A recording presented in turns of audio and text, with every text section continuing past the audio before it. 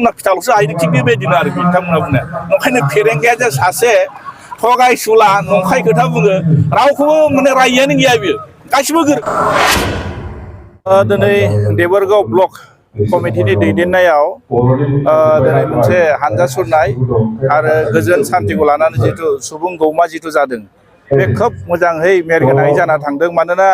जेरैबायदि जों सानदों बेबायदि रायजो राजाफ्रा फैदों आरो रायजो राजाफ्रा मोनसे खुद्रिदों दानि बिटिसि गभर्नमेन्टनि सायाव खुद्रिखांनायखौ बेरखांदों मानोना 17 बोसोर बिपिएफआ जि सासन खालामबोनायनि गेजेरजों बिटिसि ओनसोला जेरैबायदि उन्नयननि मोनसे दिगाव आवगायलांदोंमोन दिनै प्रमद बर' सरकार खुंनायनि गेजेरजों इउपिपिएल सरकार खुंनायनि गेजेरजों कमप्लिटलि स्टप जानायखौ नुदों रायजो राजाफ्रा नंखायनो सानदों रायजो राजाफ्रा जे प्रमद बर'आ जेब्ला इलेक्सन समाव बुंदोंमोन आरो आन्दलन समाव बुंदोंमोन बड'लेण्ड मुभमेन्टनि समाव बुंदोंमोन बिथाङा जे गोबां माने आसा होदोंमोन गोबां उन्नतिनि खोथा बुंदोंमोन लाइमोनफोरखौ थांना थानायनि थाखाय राहा लामानि खोथा बुंदों साख्रिनि खोथा बुंदोंमोन गोबां बिदिनो मोजां मोजां बाथ्रा बुंदोंमोन प्रमद बर'नि मोजां मोजां बाथ्रा बुंनायाव बिटिसि रायजो राजाफ्रा मोनसे माने गोसोआ लेमदोंमोन आरो बिथांखौ फोथायनाय फैदोंमोन दा दिनै प्रेक्टिकेल नुबाय 3 बोसोर दिनै आगान होबाय बिटिसिआ जे बिथांनि मावनाय आरो बिथिंनि बुंनायजों कमप्लिटलि डिफारेन्ट आरो रायजो राजाफ्रा ओरैबायदि मोनसे दुखु मोनसे फोरमायनाय फैदों जे बर्तमान सान्थि बिथाङा बुंदों सान्थि फैबाय होनना बुंदों दा माखासे फारसेथिं माने माखासे जायफोर माने एनडिपि जायफोर गोलाव बोसोर समाव साननानै फैदोंमोन दिनै बिथांमोना सान्थि मोनसे परिबेकआव दिनै थानो हायाखै मानोना दिनै नुदों दिनै जिबायदि थासारियाव दङ एनडिपिनि साफ्रोमबो केडारफ्रा गोबाव बोसोर आन्दलननि गेजेरजों जेरैबायदि मोनसे सान्थि फैबाय होननानै बिथांमोना मोनसे आसा आरो मिजिं लानानै गावनि न'आव थांफिनदोंमोन आरो दिनै नुदों बिथांमोना जेबो मोनसे आसा आरो मिजिं लानानै थांनो थानो हायै बायदि मोनसे परिबेकआव जानानै दङ मानोना गोबां जोंनि एनडिपिनि माखासे केडारफ्रा माखासे लिडारफ्रा दिनै कर्टनिफ्राय हियारिं फैबाय थादों आरो कर्टनिफ्राय हियारिं फैनानै बिथांमोना सानफ्रोमबो बिथांमोना कर्टआव हाजिर हैबाय थानांगौ जादों फारसेथिं दानि बिटिसि गभर्नमेन्ट प्रमद बर' बिथांमोना बुंदों गबिन्द बिथांमोना बुंदों केसा जोबलांगासिनो दं आरो बिजिरनायनि गेजेरजों केसा जोबलांबाय थादों होनना बुंदों दा बिथांमोना दिनै प्रेक्टिकेल सरकाराव थानानै मानो एसेबां मिसा खोथा बुंदों फालाय आरो मिसा खोथा बुंनो थाखाय बिथांमोना बोरै अधिकार मोनखो दिनै प्रेक्टिकेल जायफोर एनडिपिनि केडार्सफोर बिथांमोनाथ' दिनैसिमबो कर्टआव हाजिर जाहैबाय थानांदों आरो नै दाखालि बावै रबि बसुमतारी बिथाङाथ' माने जिउनि जोबथा साजा होनायनि मोनसे बार्डिक फैदों आरो बिदिनो माखासे एनआइनि गेजेरजों दिनै केसा सोलिगासिनो दं अब्ला दिनै सान्थिया मा फैखो आरो सोरखौ लानानै सान्थि बुंदों दा दिनै बिथांमोना सान्थिखौ माखौ नुदों दिनै जों नुदों बुजिनो हायो जे बिथांमोननि जेरै सरकार खुंनाय कमिसन पारसेन्ट लानायनि मोनसे राज सोलिबाय थादों आरो बिथांमोना मोनसे फेस्टिभेल मालाबा नलेज फेस्टिभेल खुङो मालाबा गोबां माने भलिबल टुर्नामेन्ट खुंबाय था बिथांमोना जा खुंनांगौ बाजानांगौ गैया खिन्थु दिनै सान्थि फैबाय परिबेक फैबाय होननानै बिथांमोना जि मोनसे थासारिनि गेजेरजों जेरैबायदि रायजो राजाखौ नंखाय आरो नंखाय फोलानानै बाथ्रा बुंबाय थादों नंखायनो दिनै रायजो राजाखौ खुद्रिखांदों जे बिथांमोननि सरकार थाबाय थायोब्ला बिटिसिनि गोहोखौ बिथाङा फाननानै जाजोबगोन आरो बिथांनि आन्दलना मिनिं गैया होननानै रायजो राजाखौ खुद्रिखांदों दिनै नुदों जोङो दिनै एनडिपिनि सेंग्राफ्रा ओरैबायदि मोनसे खस्थ'नि गेजेराव दङ हाजिरा मावनानै जाना दङ सोरबा थेला नारनानै जाना दङ सोरबा गोबां माने दिल्ली बम्बाइआव थांना हाजिरा मावनानै जाहैना दङ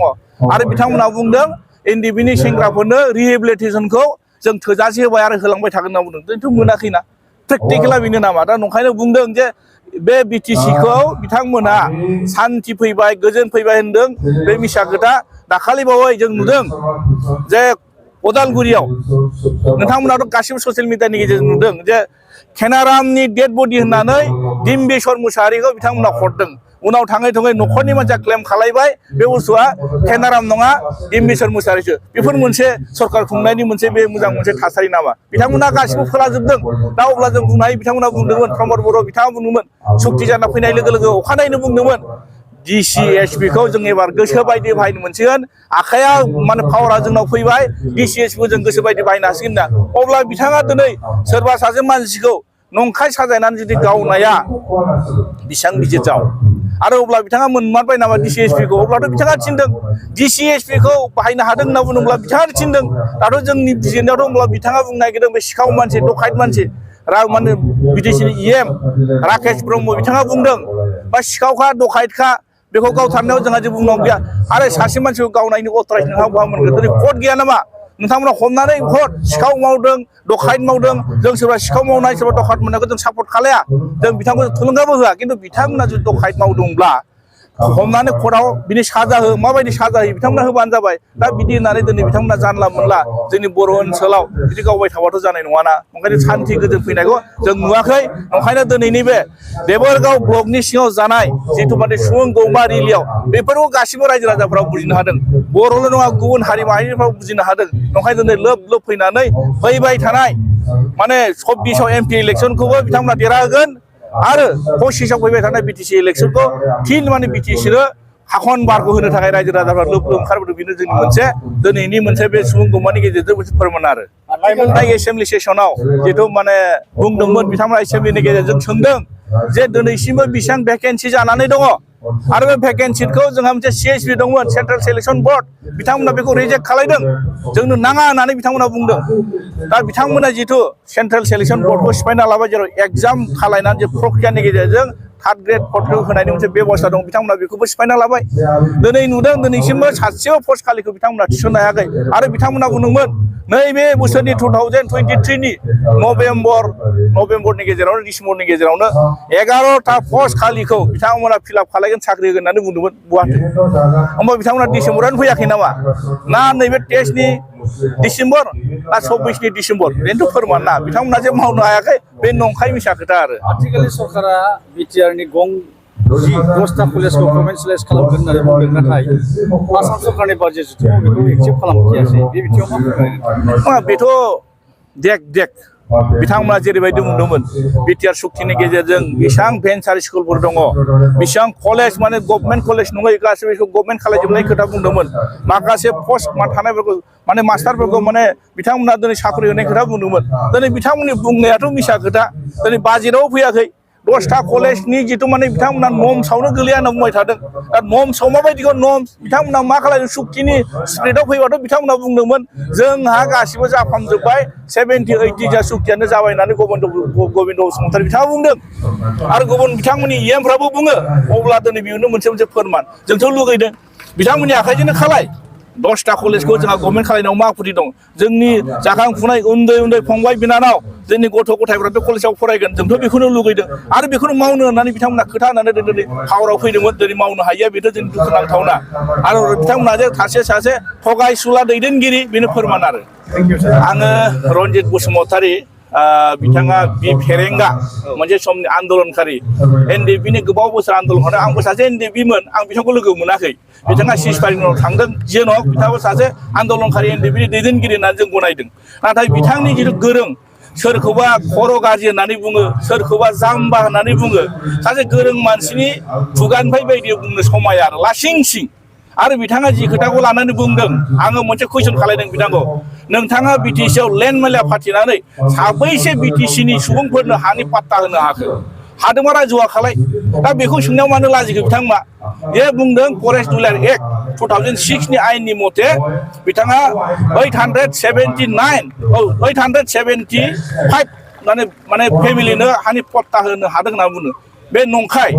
रायजो राजाखौ फोलादों बे खामानिखौ जोंहा मासबार समस्तिनि MLA चरन बर' बिथांनि दैदेननायाव जाना थाखानाय मानोना जेब्लानोखि नैबे कभिडनि गेजेरजों आरो इलेक्सन फैबाय रिजाल्ट जानायाव बिथाङा फार्स्ट पेजखौ रानखांबायमोन सेकेन्ड पेज राननो थादों गासिबो रेडि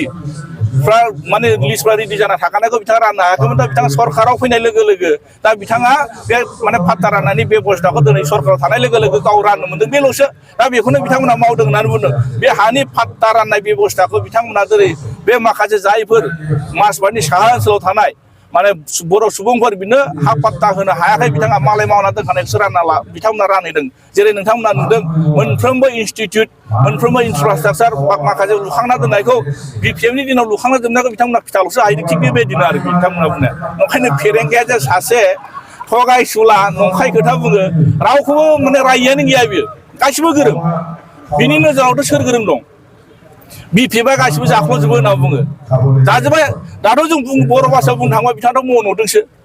BTCखौ मन'जोब्बाय बिथांमोना दा BPFखौ 17 बोसोराव मा मावखो होननानै सोंनो नागिरो बिथांमोननि मेगना खाना जों खाना मानसिखौथ' जों मालाबानो बे दं बे मोजां होनना बुंनो हाया बिथांमोननि खोमाया बेंगा मानसिखौथ' जों खोनासंनो हाया दा ओंखायनो फेरेंगानि आखला सासे खानानि आखलजों रुजुजायो सासे बेंगानि माने माजों रुजुजायो नंखायनो दिनै फेरेंगा बायदि लिडारा थायोब्ला बर' समाजनि गेजेराव मा बिथाङा मावनो नागिरदों बेखौ फोरमायनो हायाखै नंखायनो खावलायदों रनजित बसुमतारी बिथांखौ नोंथाङा हानि मालिक दा बर्थमान फरेस्टनि मालिक फरेस्टआव मा जानानै दं नोंथाङा नोजोर हो फरेस्टआव गोबां पस्ट खालि दं होनना बुंदों नोंथाङा सोर साख्रि आरो दिनै नोंथाङा फरेस्ट ओनसोलाव माबायदि दिनै कारापसन जाबाय थादों नोंथाङा बेखौ नोजोर हो दिनै बेखौ बुंबा नोंथाङा गन्थङाव दुइ लुनाय बायदि मोनगोन ओंखायनो आं खावलायदों फेरेंगानि बुंनाय बाथ्राया नंखाय मिसा खोथा बिथाङा सोरखौबा जाम्बा होनोना होनबाय था सोरखौबा माने खर' गाज्रि होनोना होनबाय था खिन्थु बिथांनि फेरेंगानि सासे गोरों सुबुं हिसाबै जों बेबायदि माने बिथांनि खुगानि बेथ' रनजित बसुमतारी बिथाङा जिथु फरेस्ट मिनिस्टार फरेस्ट EM